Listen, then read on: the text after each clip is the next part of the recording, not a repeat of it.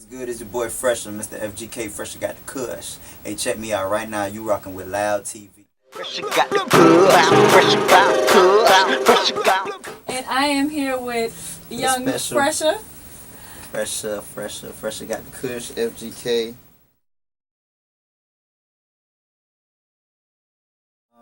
Do dope NT. Really? Yeah, fucking with Z.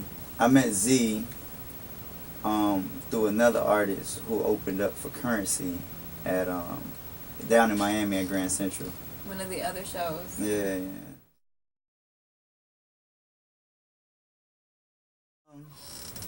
Honestly, I was mainly focused on just the show. I was excited due to the fact that I was able to open up in Orlando. But I was mainly focused on, you know, just the energy I wanted to bring as an individual artist. Even though I had my partner on stage with me, Josh LeBang, I was really focused on, like, capturing that moment, and, you know, and I kind of did it because everybody started yelling, FGK, FGK, as I was walking off on stage.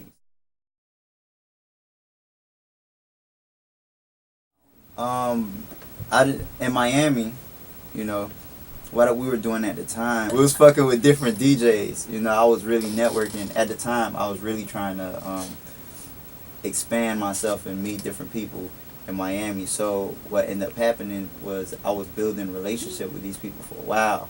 So as soon as the record was done at my studio, I hit one of the DJs up who was like constantly spinning my records. And I told him, I said, hey, we got one. It's like, nah, y'all got one already, I'm playing. I'm like, nah, trust me, we got one. So what I did, I went to a club called Secrets that night where he was DJing at, and I gave him the record. What he did, he played the other records first. He took that record, and then as soon as he played like the first 5 seconds of it, the way the song goes, it goes boom, boom, that. As soon as he did that, you hear different people in the club, that, talking shit, because he stopped it, he said some shit, that. Then he just started playing it. DJ Tight, Lex Promotion. I think he's like one of the biggest promoters out here. Every major artist goes through him to, you know, when they're dropping an album, they go through him to do like promotion and marketing. So he was in the club, he heard the record. DJ Tight, he heard the record, he asked us for a dub plate. DJ Tight was DJing at a club called Boulevard, which is down there, one of the biggest clubs, I guess, Southwest. So since then, it's like overnight, you know what I'm saying? The record pretty much had a mind of its own. It got on the radio, it took off, this and that. So Okay, so it went all the way to New Orleans. All the way to New Orleans. A videographer wanted to direct the video, and he's the one who put us onto it, because he was out there, like, he usually travels and records shit, and he came back to Miami like, hey, they're playing your shit in New Orleans. And at that time we wasn't traveling because we didn't have any OGs per se to like show us how to move. How long have you been seriously going into music? Because I can ask you, oh, well, how long have you been in music? And you can say since I was 2. And I'm like, no, I mean, like when you seriously. I would say that. Well, you know what? To finish answering the last question, I guess it's going to answer this question. Seriously, it's when we started 2009, okay. When we started getting paid for shows.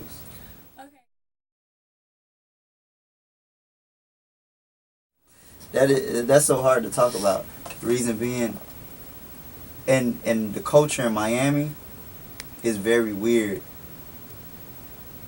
When we were getting on, or prior to us getting on, artists were charging so much that we thought we should charge that much too, because we had a hot record, like the #1 record in the city. For me, the way I would put it is how you value yourself and how others value your art at that moment.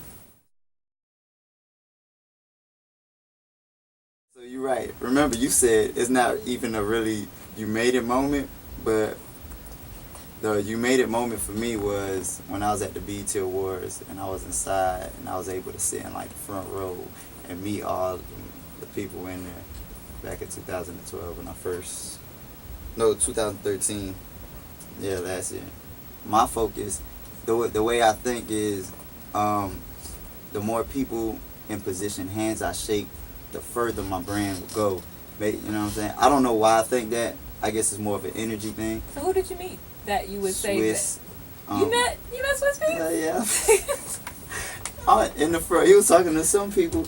They were known too, but I didn't give a fuck. It was a list of people, but the main two people that mattered to me at that time was Swiss and Kevin Hart. The reason Kevin Hart is because I love that nigga hustle.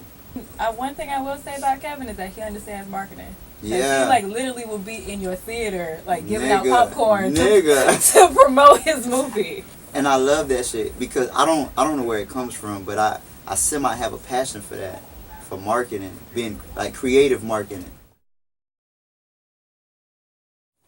This right here. Man. Yeah, I was like, what is that?